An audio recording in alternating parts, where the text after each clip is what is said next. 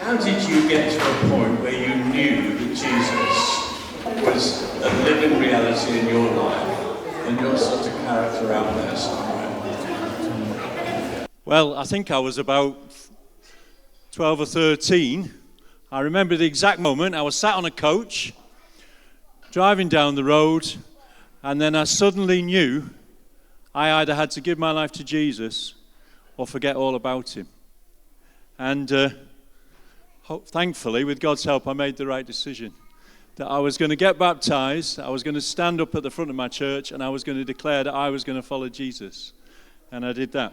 Now, I need all the children sat down.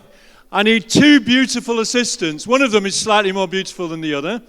So I want Peter to come forward a second. Obviously a very beautiful assistant. And I need Yvonne to come forward. Also a beautiful assistant. And as I tell this story, we need some children to help me and play What Is in the Box. So here is the glorious mystery box.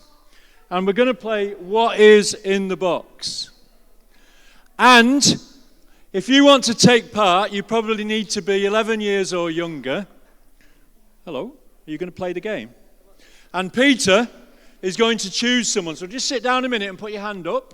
And Peter is going to choose someone to play What Is in the Box. So, I need my beautiful assistant. Is my beautiful assistant already ready? Now, for you adults, if you have a Bible open, Acts chapter 28, you can also play What Is in the Box, because everything that's in the box is mentioned in Acts chapter 28. And there is a secret game just for the adults. Adults, there is going to be a deliberate mistake on my slides. And your job is to work out what the deliberate mistake is. So if you have your Bible open at Acts chapter 28, you can also play What Is in the Box. Now, my beautiful assistant is going to look for an incredibly well-behaved child who sat down with their hand up. And that well-behaved child will be chosen to play What Is in the Box. Peter, who are you going to choose?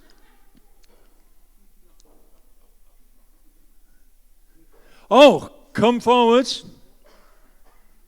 Now, this young man is going to put his hand into the mystery box and he's going to try and work out what is in the box. Jensen, put your hand in. You're not allowed to look. Put your hand right inside. Put your hand inside. Come this way, Jensen. Put your hand in. It's nothing scary. Put your hand right through. Can you feel anything?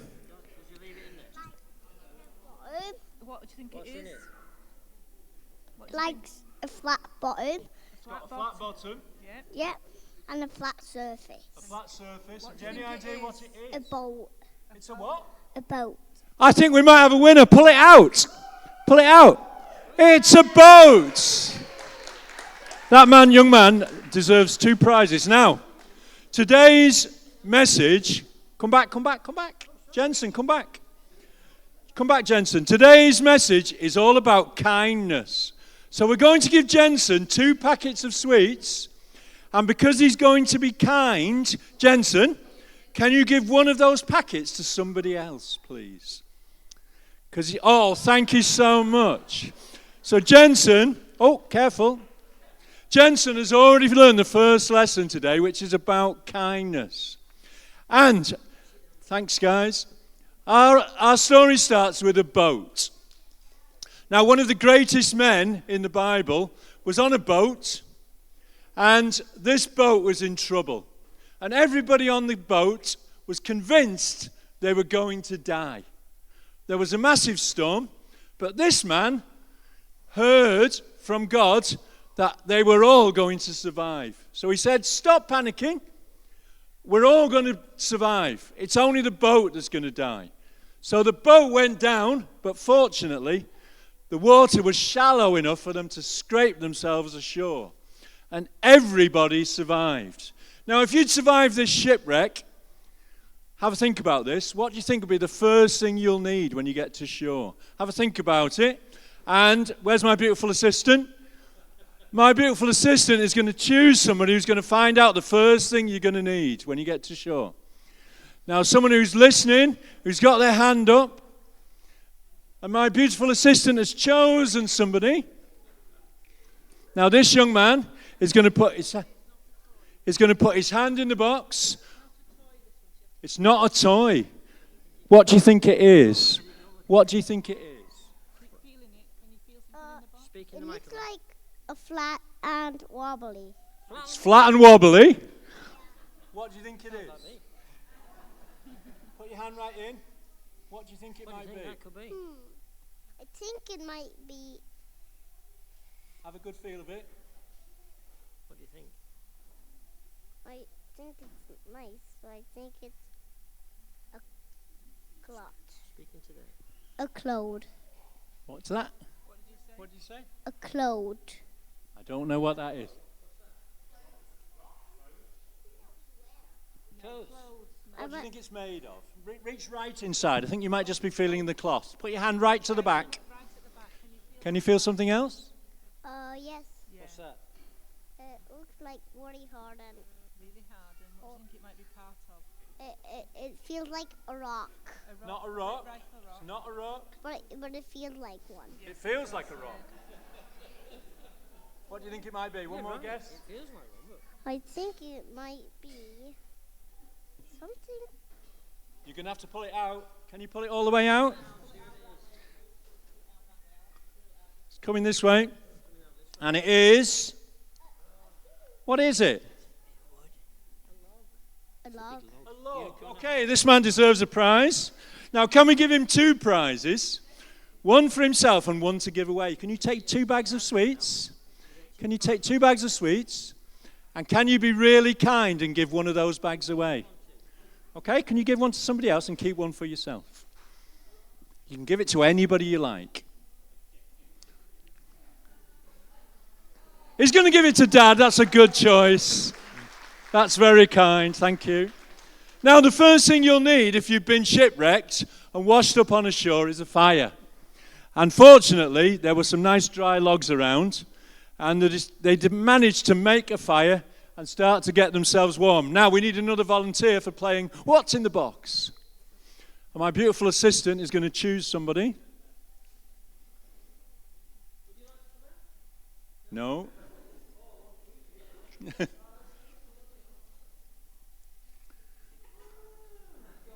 Oh, Isaac's going to play What's in the Box. Now, Isaac, you've got to not look in the box.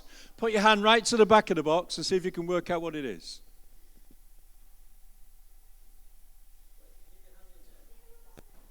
Is it a rubber snake? That's very specific. Pull it out. It is a rubber snake. You get 2 prizes. Now, one of these prizes you can keep, and one you've got to be really kind and give it away.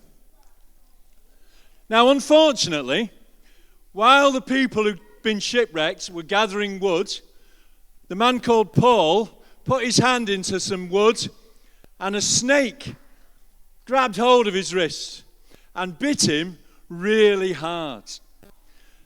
Now, there's a really important lesson here, because the people, the local people, this island was Malta, by the way, the people of Malta looked at this snake hanging off this guy's arm and said, "The gods must hate you.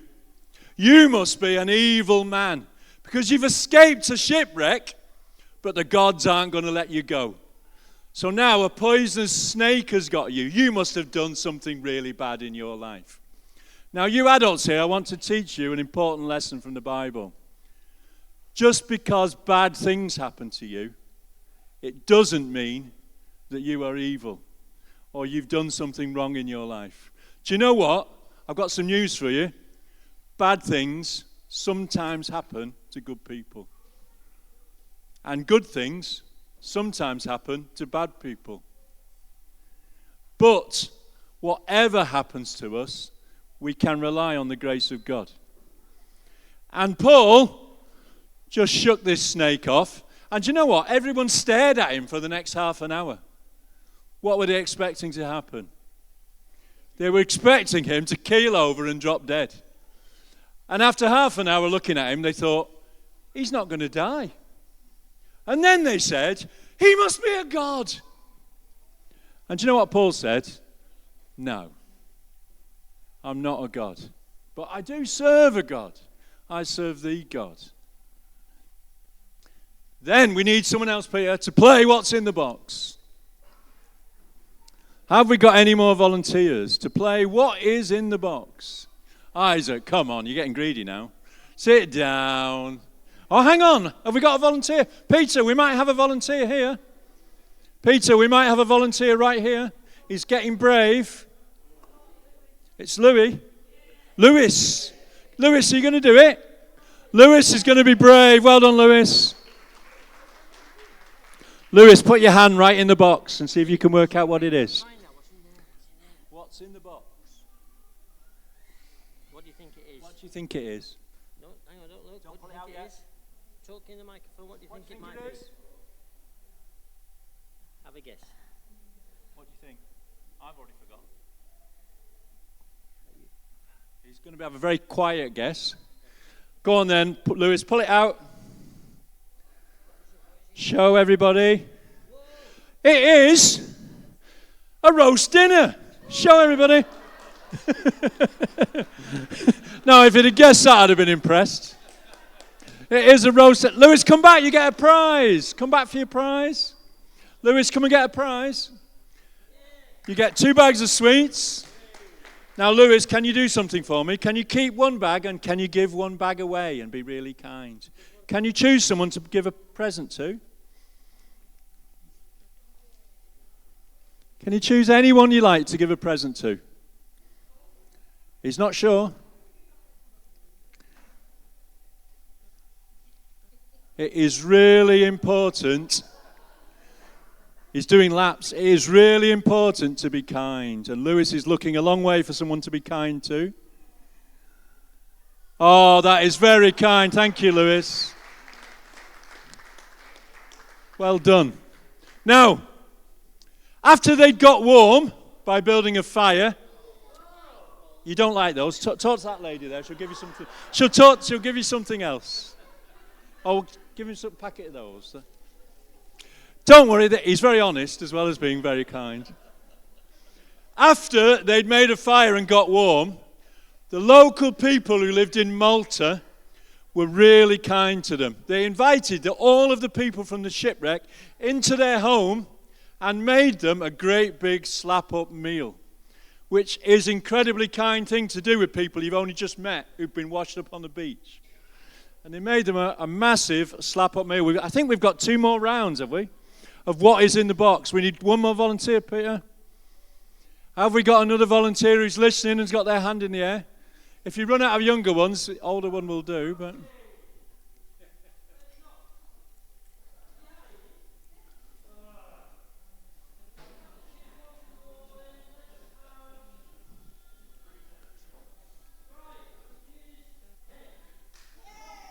Ken.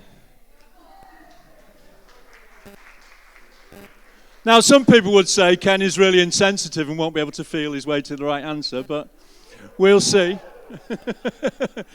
Don't look in there now. Put your hand in the box. Now, Ken, what is in the box?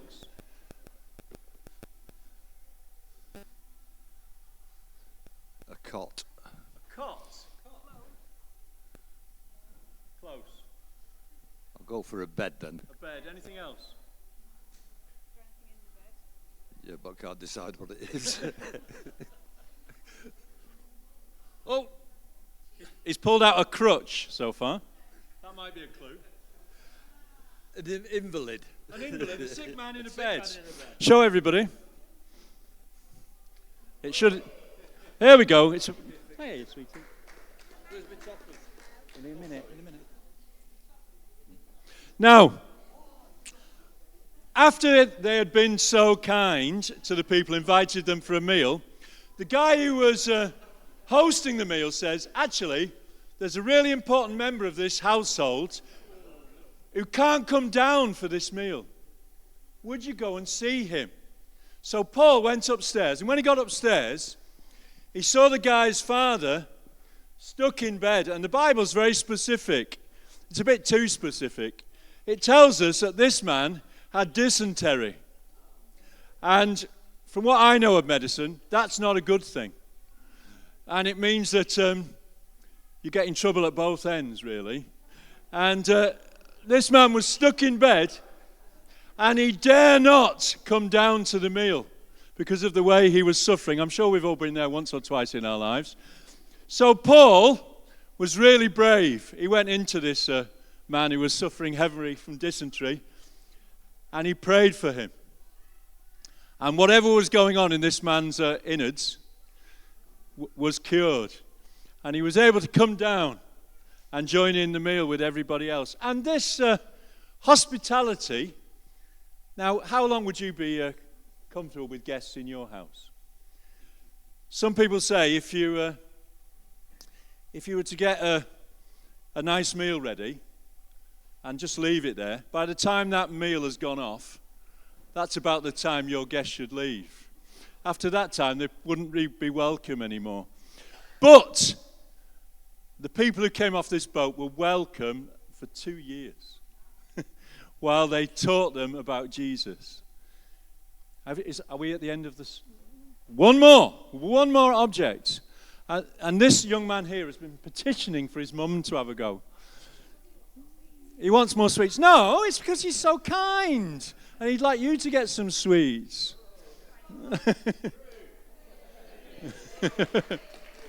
Right, can you identify the mystery object? Oh, it is very tiny. Very tiny. A basket. It's a basket. Show us. It is a basket.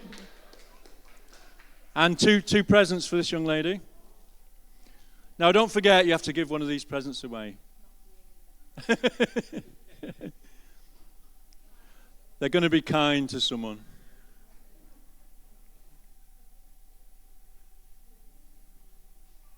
Oh, he's being kind to Ed. That is Thank you so much, young man.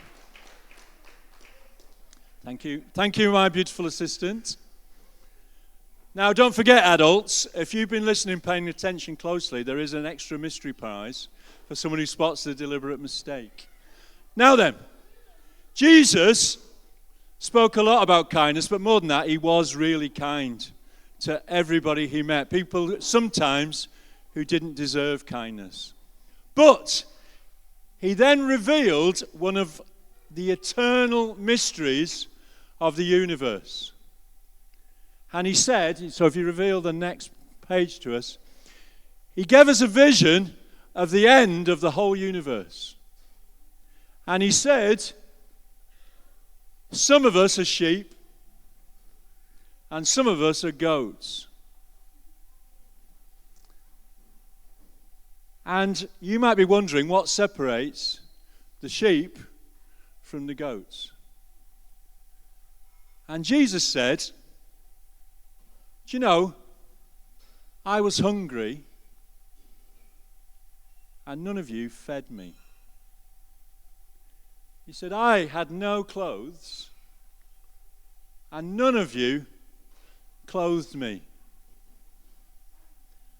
I was thirsty, and none of you gave me anything to drink.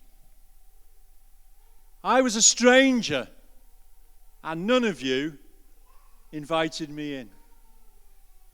I was sick, and none of you tended to me.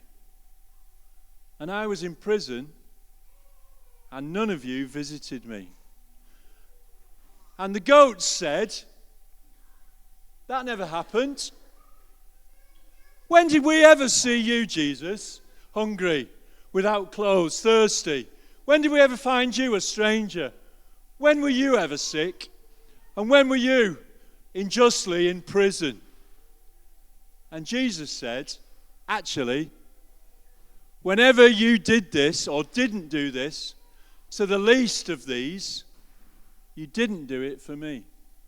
And then Jesus turns to the sheep and he says, I was hungry and you gave me something to eat. I had no clothes, and you gave some of your clothes to me. I was thirsty, and you gave me something to drink. I was a stranger, and you invited me in. I was sick, and you looked after me, and I was wrongfully imprisoned, and you visited me. And the sheep replied to Jesus, it never happened. I never saw you without clothes, Jesus. I never saw you hungry or thirsty. I never saw you imprisoned. I never visited you. And Jesus said, actually, you did. Because when you did this to the least of all these people, you did it for me. And Jesus, in the judgment, separates the sheep from the goats.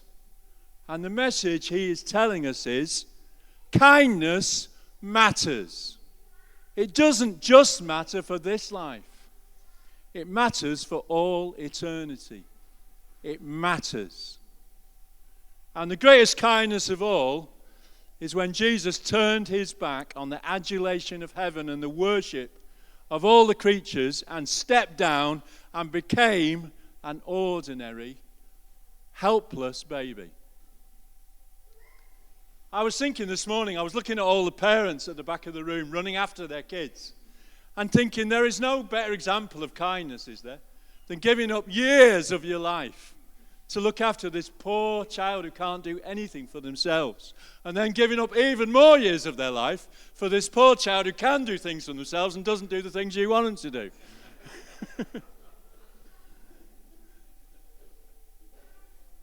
And yet, the God of heaven came down and put himself at the mercy of human parents and human people who cared for him and were kind to him.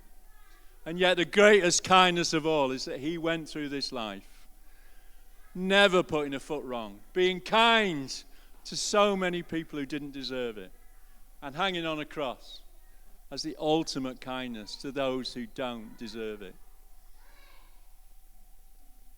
So kindness matters. It matters that God, through Jesus, was kind to us. And it matters so much that we, with God's help, are kind to others. So the next time, it struck me actually that it said on that slide that was going round earlier that 62,000 meals were provided by our food bank. That's being kind, isn't it? To those who just are hungry. The next time you see someone who's got the worst clothes, it'd probably be me, but that's my own fault. The next time you see someone who is a stranger, now I think our church is really good at this, but we can still do better. The next time you see someone who is a stranger and in trouble, just welcome them in. Even let them come into your house. The next time you see someone who is desperately sick, care for them. I've never done the last one, to visit someone in prison, but I know lots of Christians who have. And Jesus said, if you do this to the least important person in this world, you're doing it to him. So, that's it really. The greatest kindness is what Jesus did for us. But it shows that he has changed us inside when we become kind and do the same for others. Amen. Andy, thank you so much. What I want to do now is just for a moment is, postscript. Did any adult notice the deliberate mistake? Yes, Celia.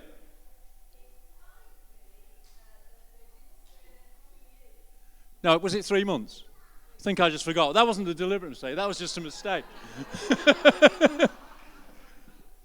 It's there. There's no Acts 28, and you were speaking from Acts 28. Sorry, there's no Acts 29, you were speaking from Acts 28. Right. So why is it called Acts 29? Because we are the next chapter. The Holy Spirit has not stopped working. We are the next chapter. Thanks, David.